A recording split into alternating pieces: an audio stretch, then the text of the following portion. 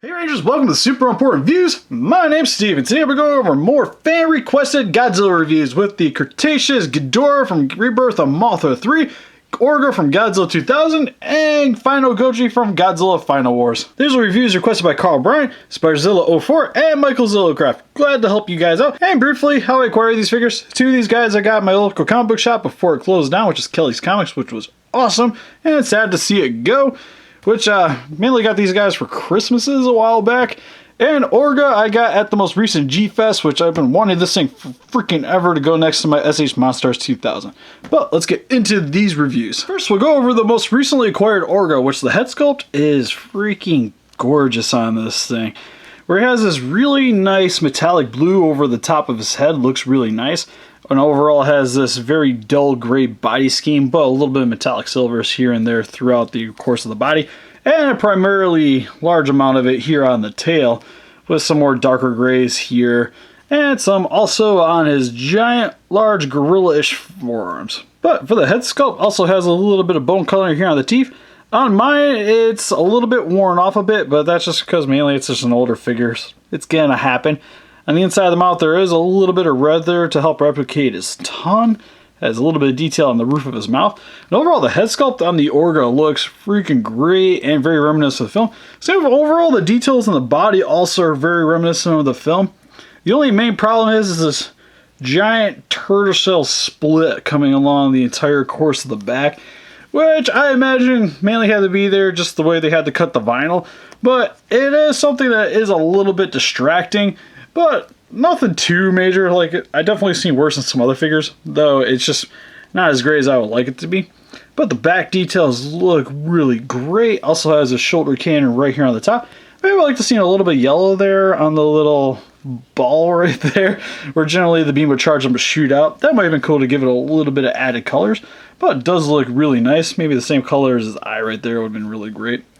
And his forearms are also detailed very nicely. Has his giant claws here with silver paint on the nails. Looks really awesome. Overall, really like the positioning of him too. Where he's in more of a relaxed pose. Maybe he's just kind of casually strolling through the city, or just finally came into contact with Godzilla and they're about to square off. Which overall, is generally how I want this Orga to be positioned anyways.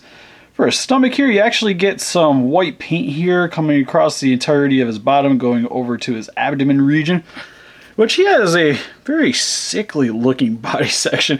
Like, he looks like he needs to eat a little bit more. And then you also get his tail, which is kind of a weird looking tail because it has like this little fin right at the end here, and it's just a wee bit odd. Also get some copyright information on the bottom.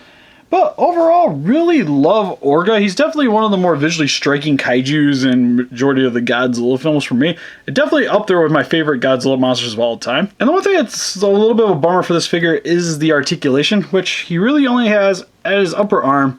He can turn it side to side, and that's pretty much it for that. There's a little segmenting here for the lower part, but there isn't really any rotation here. Nothing at the head or at the waist.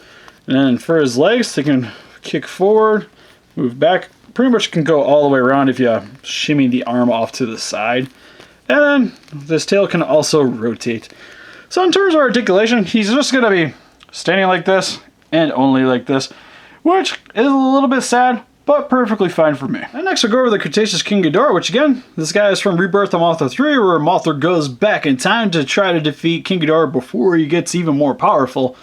Which is actually one of my more favorite looking King Ghidorahs. Like, I just really love the more dragon look that he had with the armor plating and just the way pretty much they designed this kaiju, because his head sculpts are freaking fierce looking.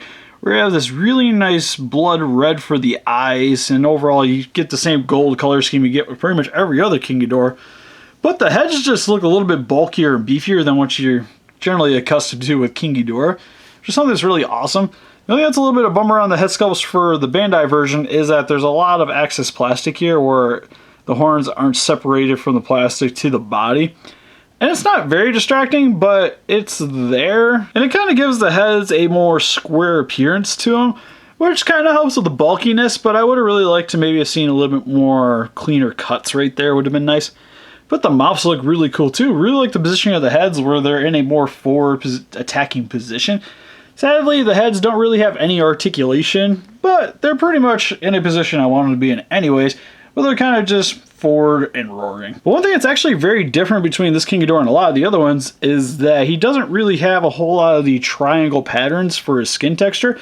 Like for him, it's a lot more dinosaur or even dragon looking, where it's more squares and rectangles, especially here on the neck region here. You do get some diamond shapes like up here on the top part of his neck, right here, but that's mainly just the way the neck's bending. It kind of gives it that diamond appearance. And you also get it right here on the abdomen region here. But for the rest of it, it's in this more dragon slash dinosaur pattern, which is something that helps to relate this King Ghidorah to the time period that he's supposed to be from. And I do like the more dinosaur look that they gave him. And even for his stomach region here, which is hugely different than a lot of the King Ghidorahs, is where it actually has more of an armor plating on the bottom section here, which gives him this more medieval look to him too. Like a lot of these details on him help to really accentuate that he's just an old monster, and it works really well for him. Like even on his legs, like where he has like the plating right here, and it kind of accentuates it to a point at the knee, which I can see him using that in combat. Also has this nail hanging out the back of his leg here, his 3 toes. And the coolest thing about him too is that for his tail, it's just a general normal looking tail, which King Ghidorah is usually split at the center of the tail, just kind of flop around. Well, on his, it only separates towards the end, kind of like a snake tongue, which is something that's really cool. And for his articulation, has nothing at the head. His wings can rotate side to side, and his feet can move forward and back. And his tail is actually fixed in there as well. So in terms of articulation, a little bit lacking too, just like the Orga. But overall, with the standard appearance, still works really well for me. And then finally, we will go over the Final Wars Goji, which the hood sculpt's actually really awesome on this figure, where you have for his eyes are painted really nicely yellow. Really love the details on the face here. Where with this Godzilla, where normally with the scales, they're more of this wrinkle effect. Well, in this guy, it's actually in the more shape of scales. Like, they definitely have a lot more pronounced features than what you see on a lot of the other Godzillas, which is something that's really cool for the Final Wars Goji. Really love his predominant brow, especially with the smaller dorsal plates on the back, coming towards the larger ones once you start reaching the upper part of his shoulder here. It looks really good. For his teeth are this more yellowing bone color, which looks really awesome for this guy. Definitely could tell that he hasn't been brushing his teeth very well. And then also for his tongue is painted this nice crimson red, which looks really good. And overall, I just really love the head sculpt for this figure. It looks very reminiscent of the film, which is something that's really awesome. Even have his little kaiju ears right there. And also for the front of his neck, you get the more rounded plates here for the scaling here. Same with on the body section, where you get his normal giant Godzilla breast right there. Looks really nice. Same with the lower section right there. Also for his hands are kind of painted a little weird, because there's this more yellowish green paint job here, which is a little odd looking, to say the least. Like, I would expect it to be more of like a bone color, or even in a gray setting, and not really this yellowing right here, which kind of spreads onto the hands too, which is a little bit distracting. But overall, still looks really good. Like, the sculpt on the hands still look really awesome. Or even get the nice little hand imprint right there, just like a normal human hand. Really awesome. You also get his very muscular legs, his little kneecap right there. Also, his feet look a little bit more dinosaur-like on this Godzilla. Also has the more yellowish-green paint job for the nails down here as well. But on the lower feet, it doesn't really bug me quite as much as on the hands. Also, for his dorsal spines, look fantastic, where you have this white paint job here, which kind of transitions into a gray once it gets towards the base of the body here. You can see a lot more of it on the back. And what's nice about it is it kind of gives it more of a glowing effect, like he's about to unleash his atomic blast, which is something that's really cool for this figure. And you can also see it at the base of the tail and coming down towards the tip of the tail, which is really awesome. Also, I love that the details don't really fade at all. Like, the paint job still looks nice throughout the entirety of the tail. Plus, each of these little spikes are still predominant even once you get towards the tip, which is something that's really impressive for this figure. Another thing that's impressive is how stupid long this tail is. Because this figure is slightly over 8 inches, and the tail is gigantic, which is something I really loved about this Godzilla figure. Because even though he's not like the biggest to my collection in terms of size, he still takes up actually a decent amount of shelf space. He's still very impressive to look at. And I really like too the shape of the tail here too, where it's not your basic kind of going towards the back and lifting up or laying flat on the ground, which is kind of a little bit more of a boring effect. Well, this actually has a little bit of character to it. I'll show you guys the copyright information on the bottom of his feet. and the wavish scaling that he has on the bottom of his tail, which looks really nice. Overall, very nicely detailed figure. And for his articulation, head can look all the way around. Arms can move back and forth. Really nice there. For his legs, can move forward about yay far. Actually, I can pretty much rotate all the way around. Just kind of like rubs against the elbow going to the back.